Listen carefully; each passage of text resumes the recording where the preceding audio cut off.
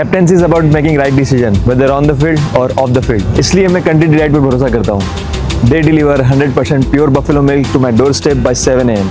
Don't just enjoy our matches, enjoy village fresh buffalo milk too. Download the country delight app. Osama bin Laden ప్రపంచానికే ప్రమాదకరంగా ఉన్నటువంటి తీవ్రవాది 5 ఏళ్ల పాటు పాకిస్తాన్ రాజధాని ఇస్లామాబాద్ సమీపంలో మిలిటరీ కంటోన్మెంట్ వద్ద సురక్షితంగా ఆశ్రయం పొందాడు. అమెరికా ప్రత్యేక బలగాలు అంతం చేసేంత వరకు. ఇప్పుడు మన ఫారెన్ మినిస్టర్ జయశంకర్ ఒక ఆసక్తికరమైన ప్రశ్న వేశాడు. Why Osama bin Laden found to be safe in Pakistan? పాకిస్తాన్ను సురక్షితమని ఒసామా బిన్ లాడెన్ ఎందుకు భావించాడు? ఈ ప్రశ్న ప్రపంచం అర్థం చేసుకుంటే ఆపరేషన్ సింధూర్ అర్థమవుతుంది, భారతదేశ బాధ అర్థమవుతుంది అని మన ఫారెన్ మినిస్టర్ చెప్పాడు. చాలా వండర్ఫుల్ క్వశ్చన్. ఎందుకంటే Jaishankar is a very seasoned diplomat. నేను గతంలో కూడా జయశంకర్ మాట్లాడిన అనేక విషయాల్ని ప్రశంసిస్తూ విశ్లేషించాను. మీరు రష్యా ఉక్రెయిన్ వార్ అప్పుడు అమెరికా యూరప్ మనకు ఉపన్యాసాలు చెప్తుంటే రష్యా పైన మేము శాంక్షన్స్ విధించాం, మీరు ఆయిల్ కొనొద్దు అని ఇంక్లూడింగ్ ప్రెసిడెంట్ బైడెన్ మాట్లాడితే, యూరోపియన్ లీడర్స్ మాట్లాడితే మన ఫారెన్ మినిస్టర్ ఒక్క మాటలో చెప్పాడు ఆన్సర్. మేము 15 రోజులు కొనే ఆయిల్ మీరు ఒక్క ఆఫ్టర్నూన్ పూట కొనే ఆయిల్ సమానము అన్నాడు. అందువల్ల మీ హిపోక్రసీ ఇప్పటికైనా అర్థం చేసుకోండి. మీరు రష్యా నుంచి ఆయిల్ కొంటూ మమ్మల్ని కొనొద్దని చెప్పడం ఏంటి అని యూరప్ను డైరెక్ట్గా ప్రశ్నించాడు.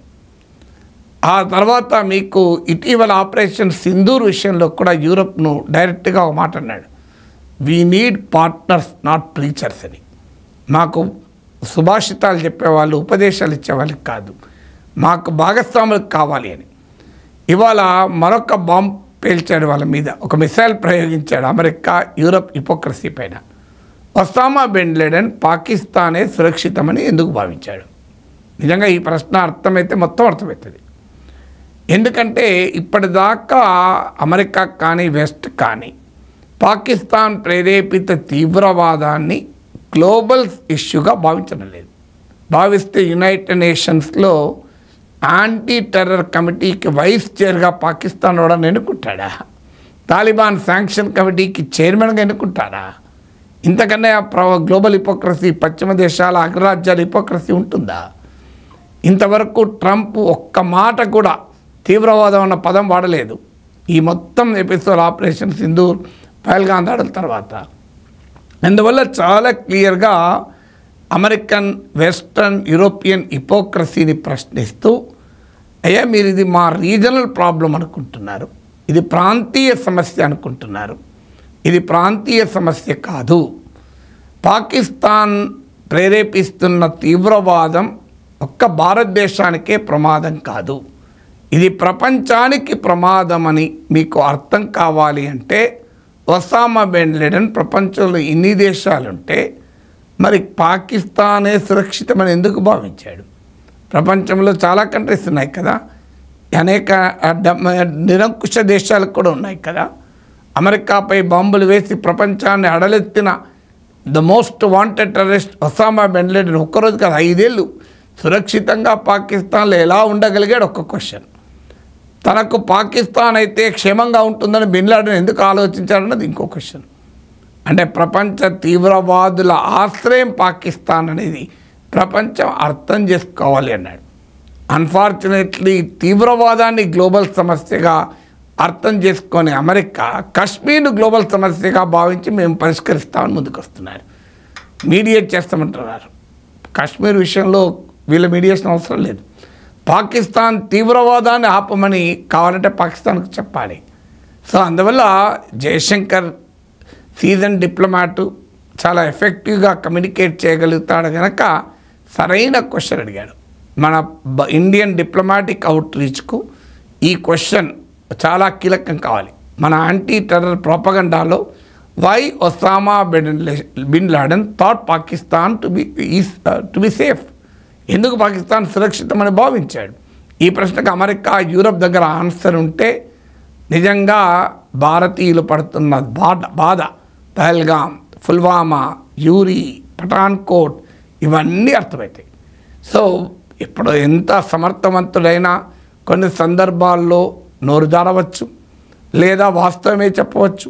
ఇటీవల Jaishankar at the start of operation Sindoor we have communicated to the Pakistan అని అన్నది పెద్ద ఇష్యూ అయింది. రాహుల్ గాంధీ దాన్ని ప్రధాన అస్త్రంగా మార్చి ఆపరేషన్ సింధూర్ ముందుగానే పాకిస్తాన్కు చెప్పారా, ఇక్కడ మాత్రం బాగా సతమతమయ్యారు. ఏం మాట్లాడాలో అర్థం కాలేదు. ఎట్ ద స్టార్ట్ అంటే ముందుగా అంటే అప్పుడని కాదు, ఆపరేషన్ సింధూర్ బిగినింగ్ అని కాదు. పహల్గాం దాడి తర్వాత ప్రైమ్ మినిస్టర్ హెచ్చరించాడు కదా అన్నారు. తర్వాత మరో వివరణ ఇస్తూ ఆపరేషన్ సింధూర్ అయిపోయాక చెప్పినామన్నారు. కానీ జయశంకర్ బయటలో క్లియర్గా ఎట్ ద స్టార్ట్ ఆఫ్ అని ఉంది. నేను ఆ రోజు కూడా విశ్లేషించాను, ఇది పొరపాటున పదం దొరలవచ్చు, బట్ జయశంకర్ లాంటి హైలీ ఆర్టికులేటింగ్ డిప్లొమాట్, సీజన్ డిప్లొమాట్కు బహుశా మాట దొరలకపోవచ్చు, నిజమే కావచ్చు కూడా. కానీ నిజమైనంత మాత్రాన అది దేశ ప్రయోజనాలు తాకట్టు పెట్టినట్టు అనలేము. ఎందుకు అనలేమంటే ఇండియా ఉద్దేశం ఏంటి, మనము టెర్రరిస్ట్ ఇన్ఫ్రాస్ట్రక్చర్ను మాత్రమే అటాక్ చేయాలనుకున్నాం. ఇది మన ప్రధానమంత్రి చెప్పాడు, మన సైనిక బలగాలు చెప్పాయి. పాకిస్తాన్ మిలిటరీపై కానీ పాకిస్తాన్ సివిలియన్ ఎస్టాబ్లిష్మెంట్ పైన మనం అటాక్ చేయదలుచుకోలే. చాలా క్లియర్గా మొదటి నుంచి చెప్తున్నాం, restrain, responsible, balance and non escalatory అని. అంటే ఉద్రిక్తతలను పెంచే విధంగా మేము దాడి చెయ్యము అని. అందువల్ల operation Sindoor at the start of operation Sindoor ప్రారంభించే ముందు కూడా మీరు రిటాలియేట్ చేయకూడదు, మీరు కనుక రిటాలియేట్ చేస్తే ఇది ఎస్కలేట్ అవుతుంది, మా వైపు నుంచి రిటాలియేషన్ ఉండదు, మేము మిలిటరీ టార్గెట్లను, సివిలియన్ టార్గెట్లను అటాక్ చేయడం లేదు, కేవలం టెర్రరిస్ట్ ఇన్ఫ్రాస్ట్రక్చర్ను మాత్రమే అటాక్ చేస్తున్నాము అని బహుశా మరి పాకిస్తాన్కు చెప్పి ఉండవచ్చు కూడా. అలా చెప్పడం స్ట్రాటజిక్ డిసిషన్ అవుతుంది తప్ప సెల్ ఆఫ్ కాదు. ఎందుకంటే అలా చెప్పడం ద్వారా పాకిస్తాన్ బాలాకోట్ అప్పుడు మీరు గమనించండి, పాకిస్తాన్ పెద్దగా రియాక్ట్ కాలే. అలా పాకిస్తాన్ రియాక్ట్ కాకుండా ఉండాలి, ఇది ఫుల్ స్కేల్ వార్గా మారకూడదు అనే ఉద్దేశంతో చెప్పవచ్చు. ఎందుకంటే ఆపరేషన్ సింధూర్కు ముందంటే ఎప్పుడు చెప్పాలనే పాయింట్ కదా. నిజంగానే పాకిస్తాన్కు ముందు చెప్పడం వల్ల టైమే దొరికి ఉంటే తమ టెర్రరిస్ట్ ఇన్ఫ్రాస్ట్రక్చర్ కాపాడుకునే వాళ్ళు కదా. అందువల్ల ముందు చెప్పారా వెనక చెప్పారని కాదు, పాకిస్తాన్ తన టెర్రర్ ఇన్ఫ్రాస్ట్రక్చర్ని కాపాడుకోలేకపోయింది కదా, ఇండియా ధ్వంసం చేయగలిగింది కదా.